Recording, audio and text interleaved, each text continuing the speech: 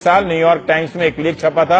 Economics के professor Sergei गुरिव और राजनीति शास्त्र के प्रोफेसर डेनियल ट्रेसमैन का ये लेख कहता है कि आजकल नए प्रकार के ऑथोरिटेरियन सरकारों का उदय हो चुका है।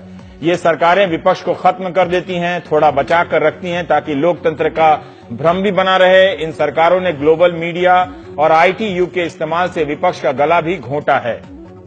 अति प्रचार, बहुत ज्यादा प्रचार, दुष्प्रचार, झूठा प्रचार यानी प्रोपेगेंडा का खूब सहारा लिया जाता है। सेंसरशिप के नए नए तरीके आ गए हैं। सूचना संबंधी तरकीबों का इस्तेमाल होता है ताकि रेटिंग बढ़ सके। इसे भी अब फर्जी तरीके से बढ़ाया जाता है। नागरिकों को एहसास दिलाया जाता रहता है कि आपके पास कोई दूसरा विकल्प नहीं है, हम ही श्रेष्ठ विकल्प हैं। इस लेख में इन शासकों को नया ऑटोक्रेट कहा गया है, न्यू ऑटोक्रेट, जो मीडिया को विज्ञापन की रिश्वत देते हैं, मीडिया पर केस करने की धमकी देते हैं, नए नए निवेशकों को उकसाते हैं कि सरकार की आलोचना करने वाली मीडिया संस्थान को ही खरीद ले।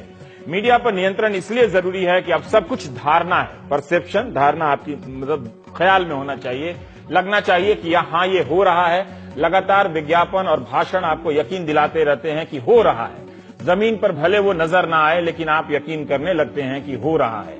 रूस के राष्ट्रपति पुतिन ने पश्चिम की एक बड़ी पीआर कंपनी किटचम को हायर किया है ताकि वो क्रेमलिन के पक्ष में पश्चिम के देशों से लॉबी करे। कुछ लोग पश्चिम के नेताओं को नियुक्त कर लेते हैं ताकि जैसे नूर सुल्तान ने टोनी ब्लेयर को किया, या उनके किसी फाउंडेशन में चंदा दे देते हैं। इंटरनेट पर युद्ध सा माहौल चल रहा है, वहां लगातार जमीन कब्जाने का अभियान है।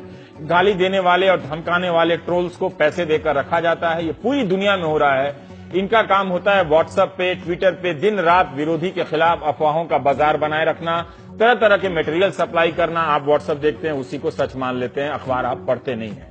और अखबारों की भी वही हालत है। ये ट्रोल्स आपके कमेंट बॉक्स को सत्ता पक्ष की बातों से भर देते हैं, आपकी आलोचना को गाली दे देकर एहसास करा देते हैं कि पूरी दुनिया आपके खिलाफ हो गई है। ऐसा सोचने वाले आप ही अकेले हैं, आपके की तरफ कोई और नहीं सोचता है। विपक्ष की मीडिया साइट को खत्म करना भी इनकी रणनीति का हिस्सा होता जा रहा है, पर पूरी तरह से विपक्ष को समाप्त नहीं किया जाता। थोड़ा सा बचा के रखते हैं ताकि आपको लगे कि नहीं, लोकतंत्र है, हम लोकतंत्र में हैं।